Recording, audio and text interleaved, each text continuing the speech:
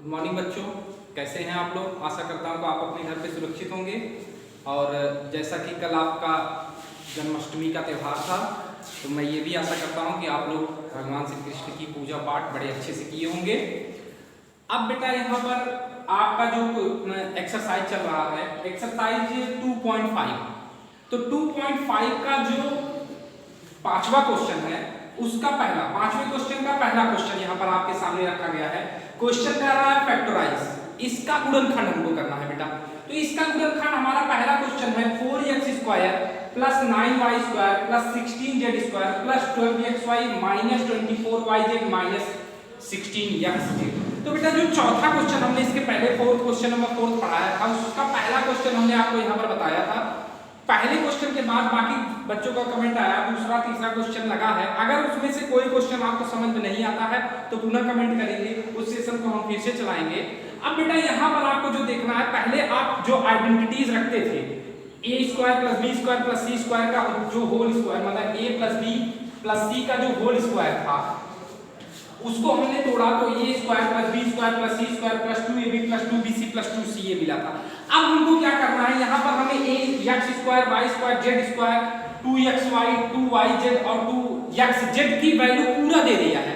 इसको सबमिट करके जैसे हमको ये चीज ले आनी है, यानी x plus y plus z का होल स्क्वायर हमें यहाँ पर बनाना है। तो बेटा इसके लिए कुछ करना नहीं है, आपको क्या करना है, देखिए ये है हमारा 4x स्क्वायर, कितना है 4x²।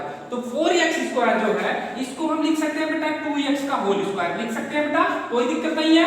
प्लस यहाँ पर एक छोटी सी चीज आपको ध्यान देनी है, बहुत मामूली सी चीज आपको ध्यान देनी है कि यहाँ पर जैसे अगर हम 3y² लिख दिए यहाँ तक तो सही है, लेकिन एक चीज आप और ध्यान देंगे कि बेटा यहाँ पर जैसे xy है तो ये पॉजिटिव है हमारा, लेकिन जैसे हम सेकंड उसमें चले गए हैं तो यहाँ पर देखिए यहाँ पर भी माइनस है और यहाँ पर भी माइनस है। इसका मतलब बेटा x और y तो दोनों पॉजिटिव है, क्योंकि x और y तो हुआ तो पॉजिटिव मिला, लेकिन जैसे ही z हमें यहाँ भी मिला है यहाँ भी मिला है, दोनों में माइनस मिल गया है। तो इसका मतलब यह है बेटा कि जो z की वैल्यू है वो माइनस में है। तो आप यहाँ क्या करेंगे, आप यहाँ पर लिखेंगे -4z²। बेटा आशा करता हूँ ये चीज आपको समझ में आई होगी, और अगर नहीं समझ में आ रही है तो आप कमेंट बॉक्स में कमेंट जरूर करिएगा। कुछ नहीं है, बहुत ध्यान से आप देखिए, यहाँ पर z है यहाँ पर z है और दोनों चीजें हमें माइनस में मिल चुकी है।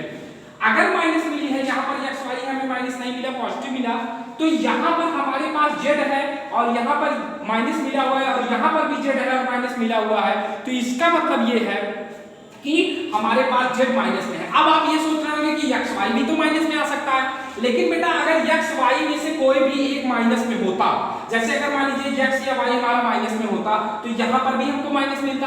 अगर मान लीजिए हम आपकी बात मान ले रहे हैं कि दोनों चीजें माइनस में होती, x भी माइनस में होता y भी माइनस में होता, इसलिए यहाँ पर पॉजिटिव हो गया, क्योंकि माइनस और माइनस का मल्टीप्लाई होने के बाद प्लस होता है। तो बेटा यहाँ पर भी प्लस ही आ जाता, क्यों, क्योंकि अगर -y और -z मल्टीप्लाई होता तो प्लस आता, -x और -z मल्टीप्लाई होता तो यह प्लस आता। तो इसका मतलब ये है कि अगर यहाँ पर दोनों चीजें हमारी प्लस में है तो ये दोनों प्लस में है, अगर ये एक माइनस और एक माइनस है, इसका मतलब यहाँ एक ही चीज हमारे पास माइनस में मिली हुई है। तो बेटा जब y और x दोनों माइनस नहीं मिल रहा है तो बचा क्या, z ही हमारे पास बचा ना, तो z हमारा क्या है, माइनस में है। बेटा बहुत ध्यान से आप इसको अगर समझेंगे तो आप बहुत आसानी से इसको समझ लेंगे। अब देखिए जहां नहीं समझ में आएगा तुरंत कमेंट बॉक्स में कमेंट करिएगा, हम उसको फिर से बताएंगे, इसमें हमें कोई तकलीफ नहीं होगी। तो बेटा यहाँ पर क्या हो जाएगा हमारा, हम इसको लिख सकते हैं 2, हमारा फार्मूला होता है x² plus y² plus z² plus 2xy। तो 2xy का मतलब बेटा 2 into x की वैल्यू यहाँ पर क्या है हमारी, x की वैल्यू है 2x, तो 2x और इसके बाद क्या है हमारा into 3y। तो बेटा अगर हम इसका मल्टीप्लाई कर देंगे, क्योंकि यहाँ से हमने लिया है, यहाँ से a और b की वैल्यू यहाँ से ले गई है, अगर मान लीजिए ये a की वैल्यू है, ये b की वैल्यू है और ये आपकी c की वैल्यू है, तो होता क्या है 2ab। तो 2ab की जगह पर क्या होता है, 2 तो हमारा फार्मूले में है और a यहाँ से हमने पिकअप किया, यानी a की वैल्यू यहाँ पर 2x² है, 2x है, तो 2x हम यहाँ रखेंगे और y की वैल्यू क्या है 3y है, b की वैल्यू क्या है 3y है, तो हमने यहाँ 3y ले लिया। तो इसके अकॉर्डिंग हमने इस चीज को रख दिया, और अगर इसका हम मल्टीप्लाई करेंगे 2 2 जा 4 3 जा 12, तो 12xy मिलेगा बेटा, हमें 12xy मिलेगा ना। तो बेटा जी यहाँ पर कोई दिक्कत नहीं होगी, ये और ये कोई अंतर नहीं है, बस इसको हमने फार्मूले में तोड़ने का किया है जो हमने फार्मूला आपको कल बताया था, a plus B plus C का whole square, a square plus B square plus C square plus 2ab plus 2bc plus 2ca। तो 2ab की वैल्यू हमें मिल गई प्लस, अब यहाँ पर बेटा ध्यान देंगे bc है तो यहाँ पर क्या हो जाएगा 2b की वैल्यू कितनी हमारी 3y है, तो बेटा b की वैल्यू हमारी क्या हो जाएगी 3y हो जाएगी। और बेटा यहाँ पर देखिए माइनस है तो यहाँ पर हम क्या करेंगे -4z कर देंगे। तो बेटा आशा करता हूँ ये चीज समझ में आई है। कभी देखिए यहाँ पर 3y और ये जब मल्टीप्लाई होगा तो यहाँ पर हमारा क्या हो जाएगा, वो संख्या माइनस में हो जाएगी, इसीलिए यहाँ पर माइनस लगा हुआ है। और हमारे पास अगला क्या है प्लस 2x, x की वैल्यू क्या है 2x इंटू 2x माने a की वैल्यू हो जाएगी इंटू z की वैल्यू हमारी क्या है, z की वैल्यू है हमारी 4z।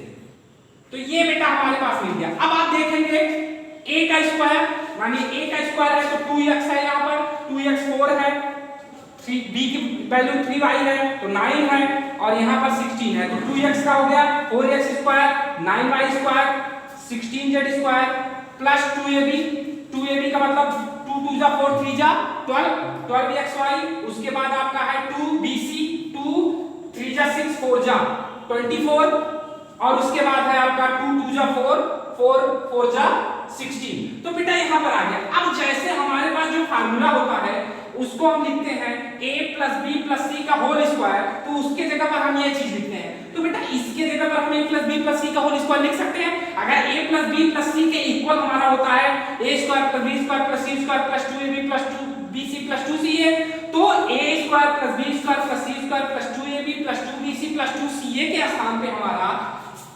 2x plus 3y minus 4z का होल स्क्वायर हो सकता है। बेटा यही आपका आंसर है।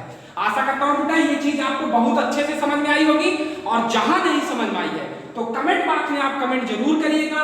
इस सेशन को मैं फिर से पढ़ा दूंगा, मुझे इसमें कोई तकलीफ नहीं होगी। आप एक बार नहीं, अगर कमेंट बॉक्स में आप 10 बार कहेंगे मैं 10 बार पढ़ाऊंगा। जब तक नहीं समझ में आता है तब तक आप हमें जो है